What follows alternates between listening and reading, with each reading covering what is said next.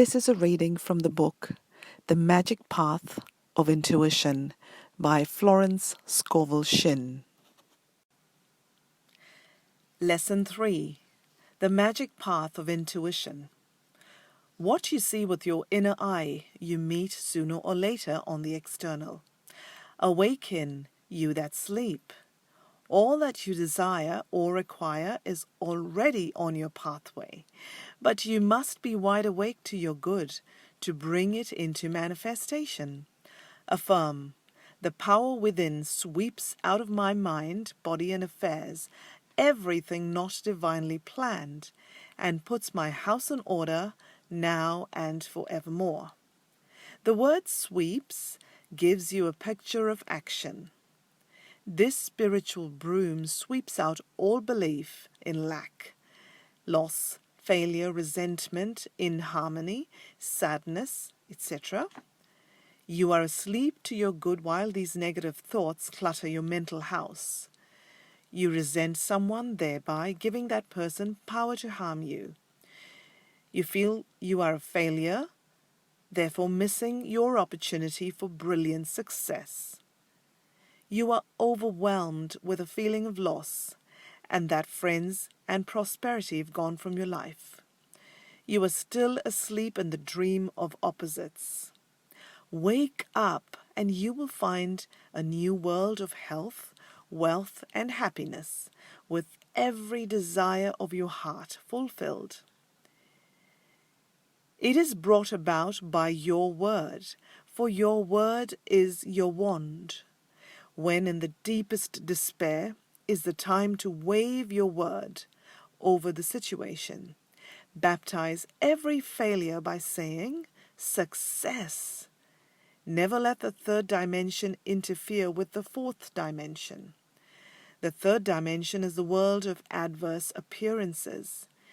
It is the fog most people live in. Your affirmation dissipates the fog, and the sun is out.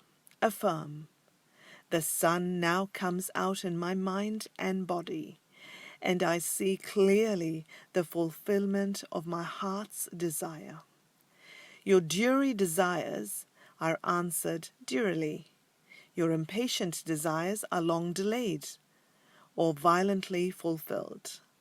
You long for flowers and say, poor me, no one ever sends me any. One day you walk along the street and a pot of geraniums hits you on the head.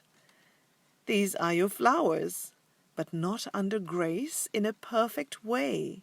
You should have said, I give thanks that my flowers come from the universe, under grace in a perfect way.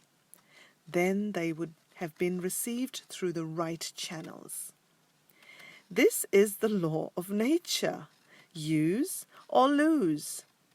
Hoarding and saving always leads to loss. Use what you have, and more will be added unto you. If you save for a rainy day, or in case of sickness, they are sure to come.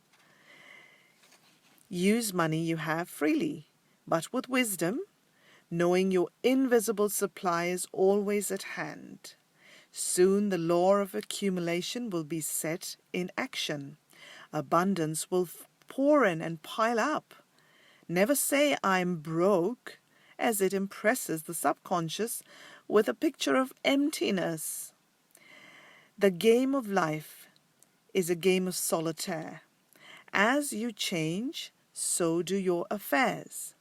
Affirm, I am now immune to all hurts and frustrations. The power within is perfect peace and perfect poise. A student once told me her mother always made scenes on holidays. At her sister's home, the mother said, I want never to dine in this house again. Next year, she was in the hospital. The student visited, and the mother said, God has sent me this trial, so I will bear it patiently. The student replied, Mother, God didn't send you this illness. You attracted it yourself by your angry words. You said you didn't want to dine at Hannah's again, and here you are." The mother replied, "Oh, let me alone. I prefer my old God who sends trials and tribulations." The student asked her to think constructively while in the hospital, to see herself walking into Hannah's house well and happy. The mother did so, and was well again within a few weeks, to the surprise of the doctors. What you see with your inner eye, the imaging faculty, you meet sooner or later on the external. So see clearly your goodness, your health, your success, your happiness, and they will come to pass. Faith brings fruit. I am often asked why it is easier to see failure than success, unhappiness than happiness. It is of our early training, which was usually negative. When good things happened, people exclaimed, "This is too good to be true." Millions of people have neutralized their good by this attitude. For you are accountable for your idle words. They impress the subconscious and are carefully carried out. Affirm, "I see vividly my immediate and endless supply. It comes from a higher power, and all doors fly open, all channels are free. I see vividly my radiant health, perfect and permanent. I see vividly my heart's desires come to pass in the twinkling of an eye." Do not visualize or force a picture. It will flash into your subconscious from the superconscious.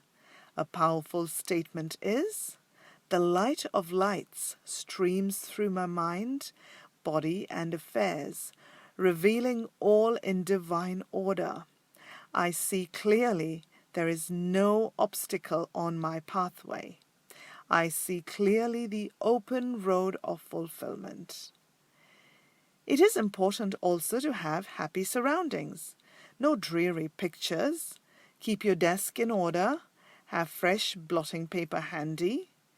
There is nothing like fresh blotting paper for attracting big checks. An orderly consciousness is a rich consciousness. A London newspaper told a story of African chiefs who toured the city. Nothing impressed them until they saw the subway and an escalator. They were immediately entranced and exclaimed, "Ah, the ground walks."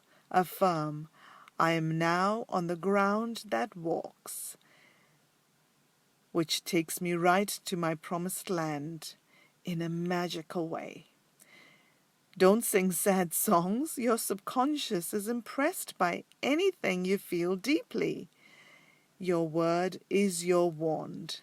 Nothing is too good to be true. Nothing is too wonderful to happen or too good to last. Order is heaven's first law. Alexander Pope.